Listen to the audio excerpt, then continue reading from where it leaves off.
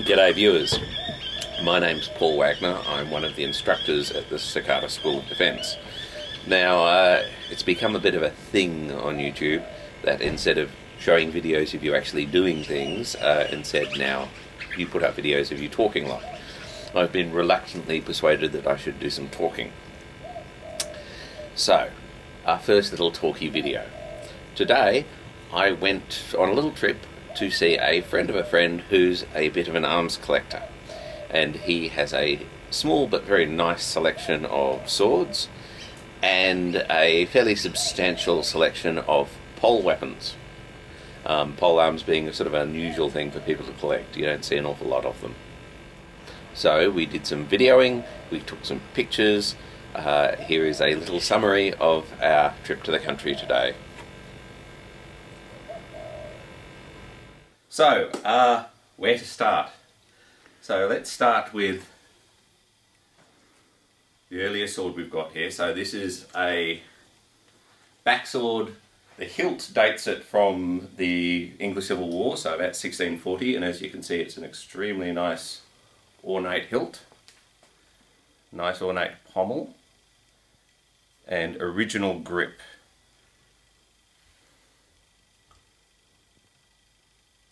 The blade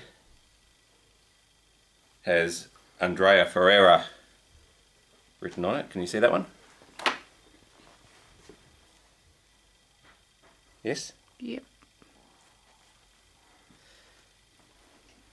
And especially if we look at the end here, we can see that this blade has been ground down and turned over and ground down and turned over a lot of times. So it was probably originally a much wider broadsword blade, and at some point it got to the point where people were so damaged they said, oh, let's just shave off the damaged section and turn it into a backsword. So you've got the three fullers, which should be in the centre of the blade, now right up the top, and a flat back on it, as was the tradition for a backsword. The weight and balance on this is absolutely magnificent. It probably weighs no more than a kilo. It is really, really beautiful. Absolutely wafer thin up here on the foible, so there would be no resistance at all in slicing through people with that. So it's really, really a really nice piece.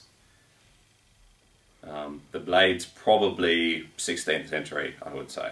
Is that about right, man? Yeah. It's a much earlier blade. That's been re-hilted at some point. So, and as far as I know, the Andrea Ferreira blades that was very much a Scottish obsession. Yet this is an English sword. Yeah. So perhaps somebody captured it off a Scotsman at some point and brought it home. So, but an extremely nice piece.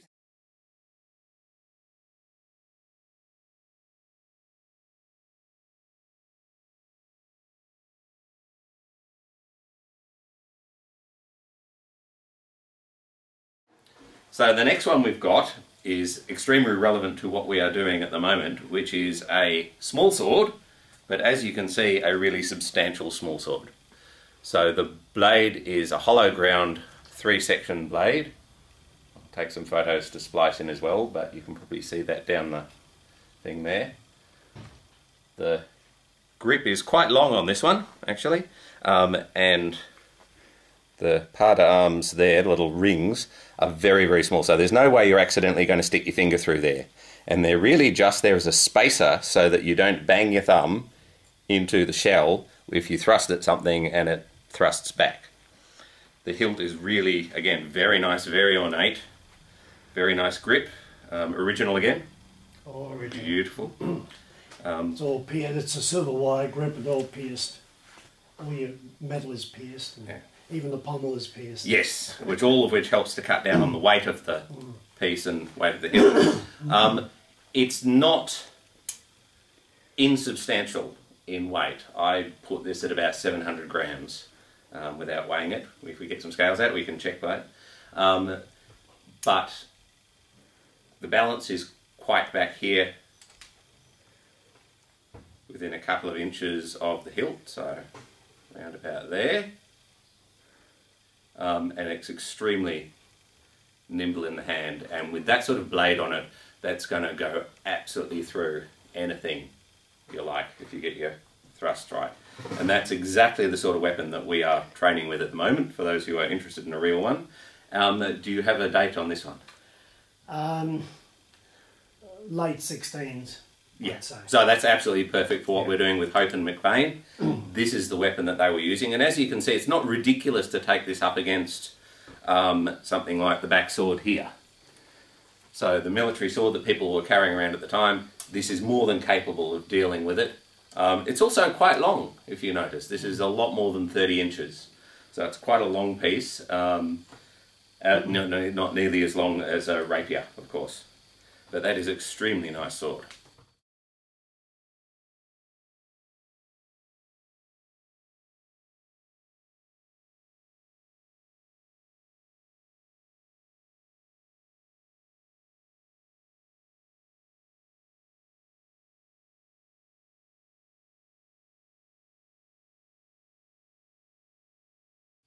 For a bit of contrast, let's shoot forward 100, 120 years to a small sword that how most people think of them. Yeah, so we can see this one is extremely ornate. It's got bluing and gildedness and silver wire, and it weighs absolutely nothing. The fittings are as light as they can possibly be. The blade is really thin, again the hollow ground triangular blade. It's a very typically small sword. Made by Drury of London. There we are, so an English small sword made by Drury of London. There's the scabbard in triangular shape for it to go through. And this weighs no more than the modern foil. And the scabbard is vellum, of course. Oh, is it indeed? There we are, a vellum scabbard. Yep. Wonderful. There you are. But this probably weighs 400 grams tops. Extremely nice, extremely nimble, perfectly decent for killing nasty unarmed thugs on the street if they threaten you, but taking this up against a full weight broadsword would be a little bit of a joke. It'd be very difficult to parry anything. The hilt would collapse if you accidentally parried with your hilt. It's really only useful for fighting unarmed people or against itself, which is precisely what small swords came to be. I'll put her back in her scabbard because she is extremely delicate, but absolutely beautiful piece. So next, let's go naval. So this is a 1845 British naval cutlass, as it says on the tag. And as you can see, it's not all that short. It is under perfect length for a broadsword by 4 or 5 inches, but that's not a lot. It's not a ridiculously short weapon. It's also, if it was full length, it would be quite heavy. But given that the length it is, it's really nicely balanced and weighted, swings through very nicely. I put the weight at, it's well over 1 kilo, so probably about 1.2, 1.3 kilos, so about the same as a broadsword. But it's got a very broad blade, a very thick back. There's quite a lot of metal in that. Still very thin up here at the cutting end, but it's certainly a substantial weapon that would take a lot of punishment and be able to deal with fairly heavy weapons. To go along with that, let's get the boarding pike. So this is English boarding pike, also naval. As you can see, it's got this lovely 3 triangular blade at the end. It's really about as long as a quarterstaff. Okay, so it's well over 7 foot long. It's extremely light shaft, so it's extremely nimble. Anybody who's done quarterstaff would have no problem in adapting their skills to one of these. And of course, people who've been training with muskets and bayonets would find this extremely light and wieldy and about the same length. It has, if we get up close, I'll pull it to you, it has a little number there, up here. Okay. Hang on. The rack number. So that's the rack number, so that on board ship you would be able to put it in its correct rack. There, right. And at the other end, the butt of the weapon has this little indented circular thing which would sit in a little slot. So again, it would slot into the rack on the ship and it wouldn't fall out as the ship bounced around on the ocean. But extremely effective weapon. There's your boarding axe. And here's the boarding axe that goes with it. That would what you would hold in your other hand with your cutlass. It's a little shorter than the cutlass, as you can see. Weighs about the same. So again, a substantial amount of metal on this, but it's not ridiculously heavy.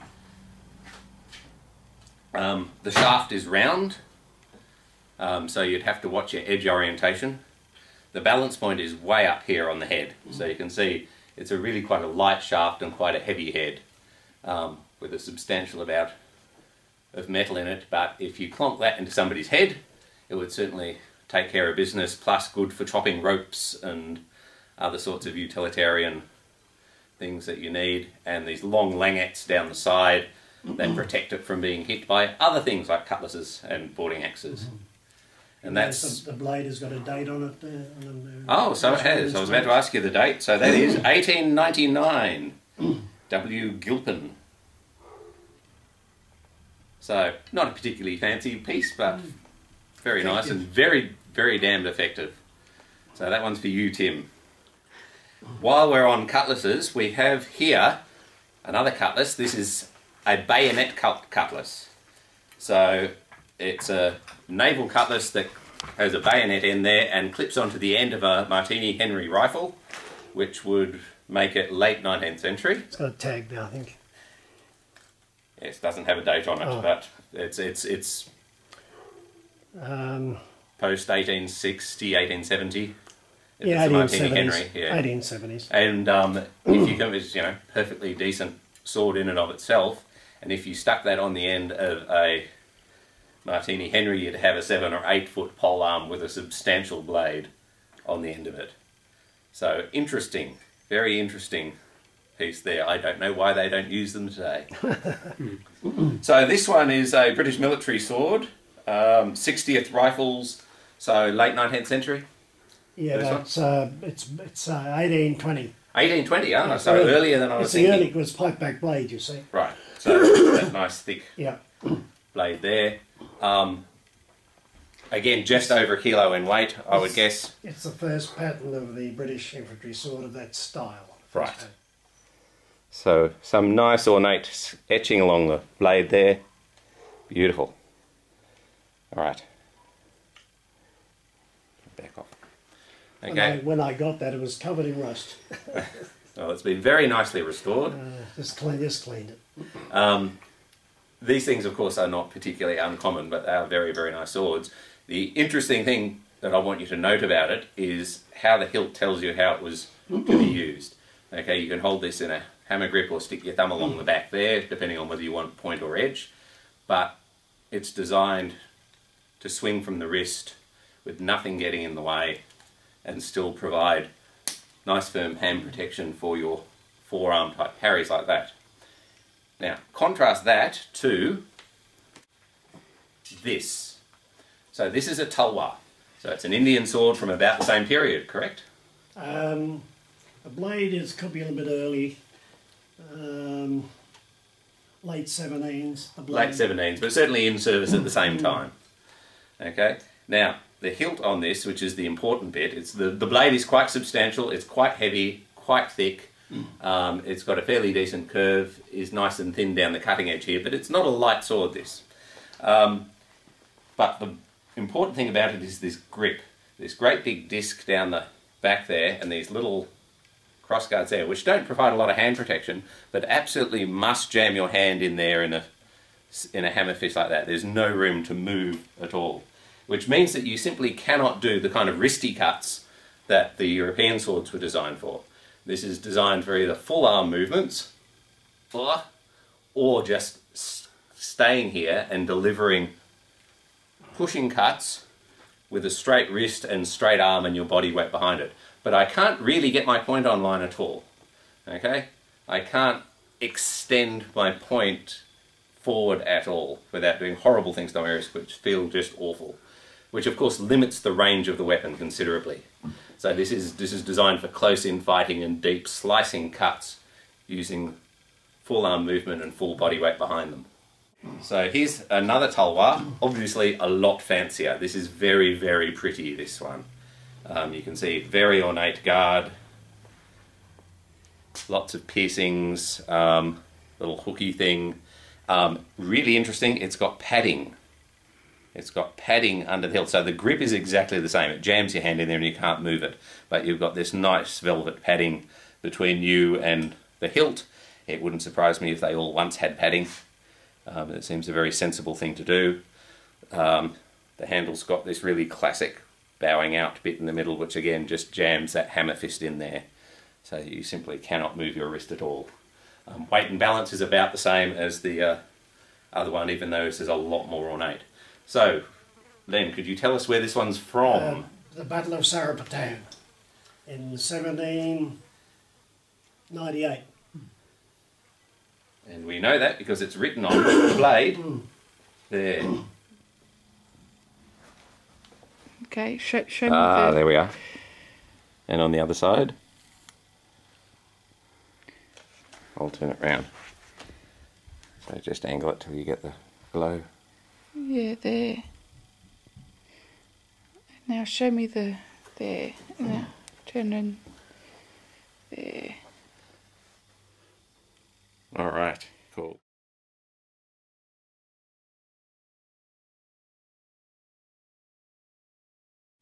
So a completely different weapon, used in a completely different way to the European sword, and you can kind of see why in that Swordsman of the British Empire book you get lots of accounts of people, British, saying that the Indians don't really cope with points very well.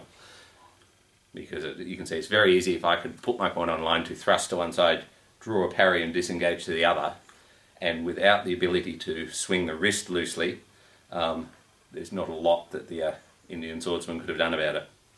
But a very, very nice sword. Well, I hope you enjoyed that. The last little bit of the show is going to be a quick slideshow about the various polearms that we saw.